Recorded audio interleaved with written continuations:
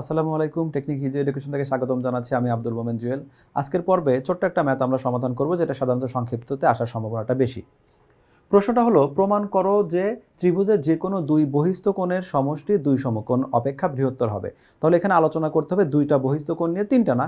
আর এই দুইটার যোগফল দেখাতে হবে এরা 180 ডিগ্রির চেয়ে বেশি হবে। আমরা যদি এইখানে একটা ত্রিভুজ নেই, মনে করলাম এটা ত্রিভুজ এ বি সি। এই যে ত্রিভুজটা আছে, শুরুতে আমাদের ত্রিভুজটা শুধুমাত্র এইটুকু।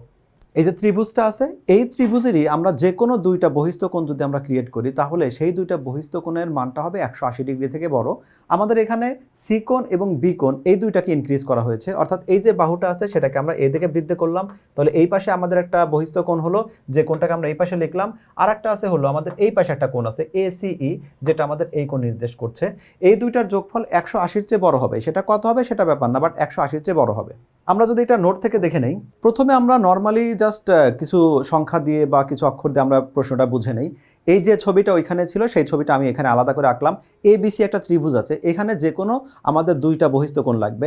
আমরা যদি এখানে সিকে বর্ধিত করি, এইটাকে আমি এই দিকে বৃদ্ধি করে দিলাম, আর এই পাশে আমি এইটাকে এই দিকে বৃদ্ধি করে দিলাম। ঠিক আগে আমাদের বইয়ে যেভাবে প্রশ্নটা যেরকম ছিল সেরকম বৃদ্ধি করে দিলাম।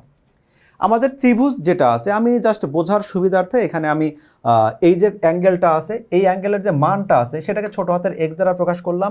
এইখানে যেটা আছে সেটাকে ছোট হাতের ওয়াই দ্বারা প্রকাশ করলাম। এইখানে যেটা আছে সেটা ছোট হাতের জেড দ্বারা প্রকাশ করলাম। আলফা বিটা যে কোনোটা দ্বারাও প্রকাশ করলে হবে। এখন তাহলে এই পাশের যে অ্যাঙ্গেলটা আছে, এই পাশের অ্যাঙ্গেলটা আমরা কি বলতে পারি? এই বহিস্থ কোণটা আমরা একটা জ্যামিতি পড়েছি যে যদি কোনো ত্রিভুজের একটা বাহুকে বৃদ্ধি করা হয়, তাহলে বহিস্থ যে কোণটা হয় সেটা বিপরীত অন্তস্থ দুইটা কোণের যোগফলের সমান হয়। অর্থাৎ এই কোণটা হবে আমাদের, এই কোণটা হবে কি, এটা তো বহিস্থ কোণের সাথের কোণ, এই দুইটা হলো বহিস্থ কোণের বিপরীত কোণ। এই কোণটা হবে হলো এক্স প্লাস ওয়াই, এটা এক্স প্লাস ওয়াই হলো। একইভাবে তাহলে এই পাশে যে কোণটা আমাদের ক্রিয়েট হচ্ছে, সেই কোণটা কি হবে? সেটা হবে আমাদের এক্স এবং জেড এই দুইটার যোগফলের সমান।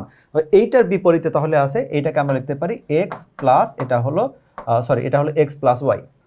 এইখানে একটা মিস্টেক হয়েছে, এটা হবে এক্স প্লাস, এটা হলো জেড। অর্থাৎ যে পাশে কোণটা বহিস্থ কোণটা হচ্ছে সেটা হলো বিপরীত পাশের যে দুই কোণটা। এই যে আমাদের এই কোণটা আছে, এই কোণটা হবে কি, এর উল্টা দিকে যে দুইটা কোণ আছে তার যোগফলের সমান। একইভাবে এইটা কি হবে, এর উল্টা দিকে বিপরীত পাশে যে আমাদের কোণ দুইটা আছে তার যোগফলের সমান। এখন এই তিনটাকে যদি আমরা যোগ করি, আমাদের বহিস্থ কোণ দুইটা যোগ করি, তাহলে রেজাল্টটা কেমন হবে? দুইটা বহিস্থ কোণের যোগফল নিয়ে আলোচনা করতে বলছে। তো সেক্ষেত্রে কিন্তু আমরা এটা বলতে পারি যে এই ত্রিভুজের ক্ষেত্রে এটা হলো X plus Y plus Z, এইটা ইকুয়াল হলো 180 ডিগ্রি। কারণ ত্রিভুজ যেমনই হোক তার তিন কোণের যোগফল তো 180 ডিগ্রি হবে।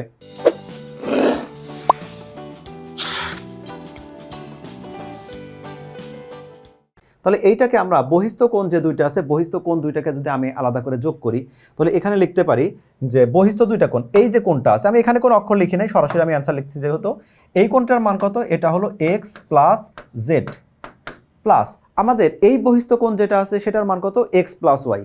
তাহলে এটাকে লিখতে পারি হলো এক্স প্লাস, এটা হলো ওয়াই। এইটুক যে আছে, আমি এইটুক একটু সাজায় লিখি, এক্স লিখলাম, এটা লিখলাম, তারপর আমি ওয়াই লিখলাম, এটাও চলে গেল, তারপর আমি জেড লিখলাম। এরপরে আমার এখনো এক্স আমাদের বাকি আছে। তুমি এই এক্সটাকে বাদ দিয়ে দাও, এই এক্সটাকে বাদ দিয়ে দিলে তাহলে এখন এখানে কি হচ্ছে, একটা আমরা যে ত্রিভুজটা নিয়ে আলোচনা করলাম, যেখানে তিনটা কোণকে আলাদা করে আমি এক্স ওয়াই জেড দিয়ে বুঝিয়েছি, সেটা বোঝাচ্ছে। তাহলে এইটাকে বলতে পারি 180 ডিগ্রি প্লাস সামথিং।